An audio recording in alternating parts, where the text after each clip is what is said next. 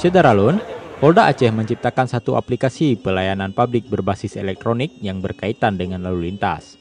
Aplikasi tersebut diberi nama Peluit atau Pelayanan Elektronik Lalu Lintas untuk Informasi Tercepat oleh Ditlantas Polda Aceh.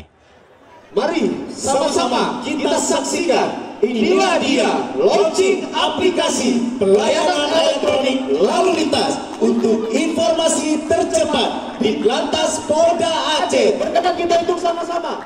3, 2, 1. Aplikasi Peluit ini telah diresmikan oleh Kapolda Aceh Irjen Pol Rio S. Damba pada Sabtu malam di lapangan Belang Padang, Banda Aceh.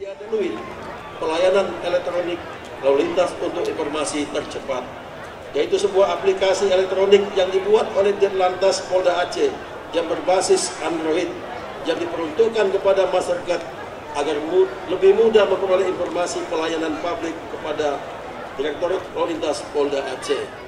Malam itu juga dibuka dengan kegiatan Aceh Police Expo 2017 dalam rangka hari ulang tahun ke-71 Bayangkara.